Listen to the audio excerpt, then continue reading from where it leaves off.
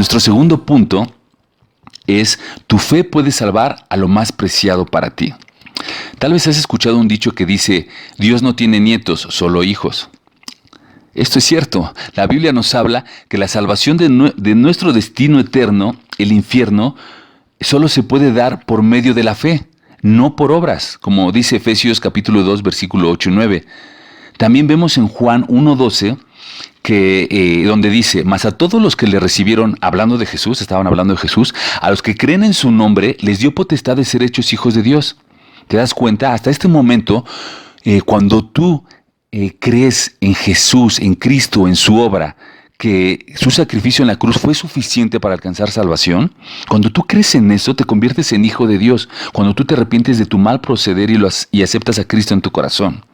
Mira, cuando Rahab al final del versículo 11 hace la siguiente declaración: porque Jehová vuestro Dios es Dios de arriba en los cielos y abajo en la tierra, con esta declaración ella está creyendo que, uno, Jehová es un Dios real; dos, que Él es Dios de todo lo que está arriba en los cielos y abajo en la tierra, o sea, que es todopoderoso. Cuando ella declara esto con su boca, ¿tú crees que por la simple declaración que ella hace sería suficiente para ser salvada? No.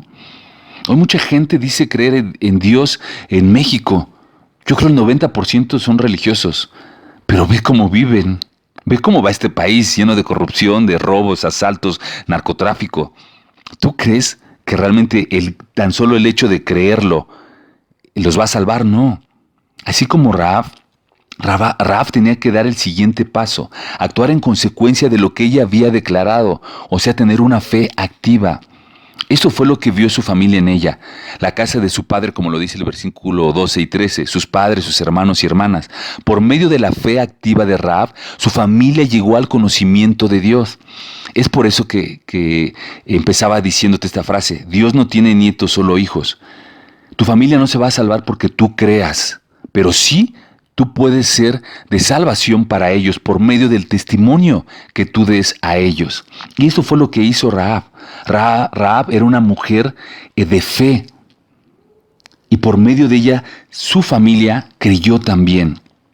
Ellos también tuvieron que reconocer su condición de pecado en aquella ciudad. Tuvieron que reconocer que vivían en una ciudad idólatra, donde adoraban a varios dioses y no seguían al único Dios verdadero. Ellos eran parte de esa idiosincrasia. Sus tradiciones y costumbres, que habían pasado de generaciones en generaciones, ya formaban parte de su diario vivir. Es por eso que ellos tenían que arrepentirse y creer en el Dios de Israel. Y esto es lo que les iba a dar la salvación del destino que les deparaba. Mira, para terminar, me gustaría que viéramos este último ejemplo en el Nuevo Testamento, en el libro de los Hechos. En Hechos capítulo 16, versículo 31, hay una frase de un carcelero que decía: llegó con Pablo y Silas y les preguntó: señores, ¿qué puedo hacer para ser salvos? Y Pablo y Silas le contestaron: cree en el Señor Jesucristo y serás salvo tú y tu casa. Eso lo puedes encontrar desde Hechos 16 al 31. Y mira, para entrar en contexto te voy a platicar. Pablo estaba en prisión en Filipos junto con Silas. Ellos habían sido encerrados por la predicación que hacían de Jesucristo y de la salvación. Cuando ellos estaban encarcelados, ellos cantaban himnos, encerrados a medianoche, y lloraban, cuando de repente sobrevino un terremoto que los liberó de las cadenas y provocó que se abrieran todas las puertas. El carcelero, al ver esto, pensó que todos habían huido, así que sacó su espada y estaba decidido a quitarse la vida. Pablo, cuando vio esto a gran voz, gritó y le dijo que se detuviera, que nadie había escapado. Entonces el carcelero llegó hacia ellos temblando y se postró a los pies de Pablo y Silas. Y es aquí cuando les pregunta: señores, ¿qué debo hacer para ser salvo? Fíjate, analicemos. ¿Por qué el carcelero hizo esto? ¿Por qué se postró ante ellos y por qué hizo esta pregunta? Sin duda, él vio estos hechos como una respuesta a las oraciones y alabanzas de Pablo y de Silas que estaban haciendo a Dios. El carcelero había estado escuchando orar y alabar en medio de sus circunstancias a Pablo y a Silas, y no había duda que lo que él estaba viendo, ese terremoto y esa liberación cuando se abrieron las puertas y se les quitaron las cadenas, él supo que era el poder de Dios, que era la presencia de Dios que estaba en Pablo y Silas. Aquí vemos cómo el carcelero reconoce al Dios de Pablo, lo reconoce. porque llega temblando y se postra a sus pies. Él reconoce también que su Dios, el Dios de Pablo, tenía poder para salvación. Y no solo hablando de la salvación de la prisión, porque cuando el carcelero les pregunta, señores, ¿qué debo hacer para ser salvo? Claramente él no se refería a ser salvo de la prisión, ya que él no era un preso, era un soldado. El carcelero ya había reconocido que necesitaba la salvación de Dios que ofrece para una vida eterna. Y fíjate, uno de los ministerios de Pablo que él tuvo era que siempre que él estaba encarcelado, él predicaba el evangelio a los soldados, siempre.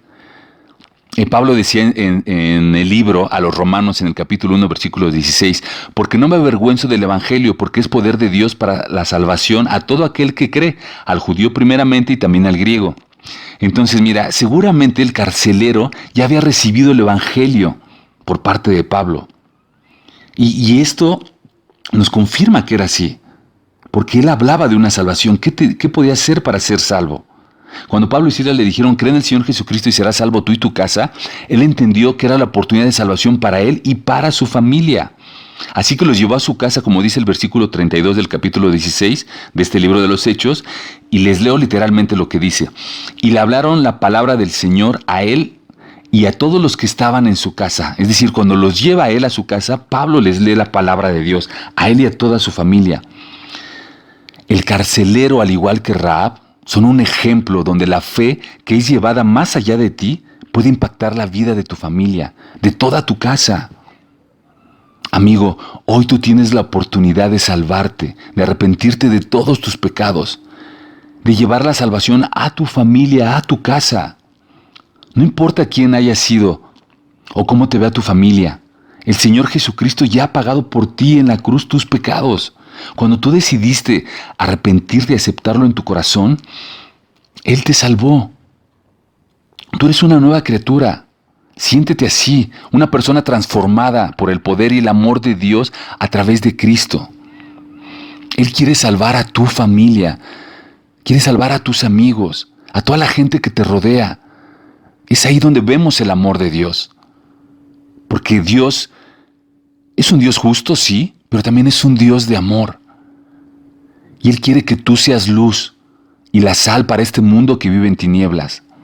Él quiere utilizarte para que lleves el mensaje del Evangelio a los tuyos, a tus amigos, a todo aquel que sufre, que tú sabes que está pasándola mal.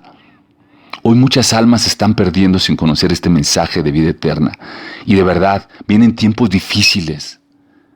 Vienen tiempos difíciles, tú lo estás viendo, terremotos, volcanes en erupción. El Señor viene pronto, de verdad. Viene pronto. Si tú lees las Escrituras, vas a ver cómo las profecías se han ido cumpliendo. Cómo su regreso está cercano. Mucha gente ignora esto porque no lee la Biblia, porque no la conoce. En la iglesia tradicional, mucha gente lo ignora. ¿Por qué? Porque no se predica la palabra de Dios completa como debe ser. Esconden muchas verdades, muchas cosas. Para empezar, el pueblo de México, todos los que tienen una religión, no llevan su Biblia. Solamente siguen las enseñanzas de hombres basados en papeles, en hojas, donde te pueden decir cualquier cosa. Y como tú no estudias la palabra de Dios, no sabes lo que te están diciendo, no sabes si es cierto o no. Estudia tu Biblia. Yo, amigo, siempre los he instado. Yo no te pido que cambies de religión porque Dios no es una religión. Yo lo que te digo es que leas la palabra de Dios, que leas tu Biblia y que te acerques a un lugar donde realmente se lea la palabra de Dios, donde realmente te la enseñen. Amigos, de verdad el Señor está pronto a venir. Comparte este mensaje. Todos los audios que he estado mandando, compártelos a esos amigos, a tu familia. Compártelos desde el primero, velos compartiendo en orden. Que ellos puedan escuchar la palabra de Dios. Que puedan cambiar sus vidas por tus hijos. Mira, la economía, el estatus social no te da la felicidad. Y tú lo has seguramente comprobado en tu vida. Cuando a veces vivimos tranquilos. Eso podríamos pensar. Pero sabes, esa no es la felicidad. Y sabes que la vida da vueltas muchas veces. Y cuando estamos mal, cuando ya no tenemos la economía, cuando ya no tenemos nada, viene la tristeza, viene la desesperación, viene la angustia. Mucha gente se suicida, pierde la vida, viene la tristeza. Pero cuando tienes a Cristo en tu corazón, no importa si eres pobre o si eres rico. No importa tu estatus social, no importa nada. Vives en paz, vives en gozo. Esto es el amor de Dios, el amor que solamente Él te da a través de su Hijo Jesús. Comparte este mensaje a todas las personas que necesiten una esperanza para vivir. A personas que necesiten una nueva ley para vivir, una ley de amor, pero también de justicia, que solamente Dios nos puede dar. Dios no se equivoca y no es coincidencia que tú estés escuchando estos audios. Dios tiene un plan para ti, para tu familia. Comparte esta bendición. Hoy tú debes ser esa luz que comparte esta fe. Una fe que es la salvación al alcance de todos. Créelo, amigo. Como decía Pablo, cree en el Señor Jesucristo y serás salvo, tú y tu casa. Que Dios te bendiga. Hasta pronto.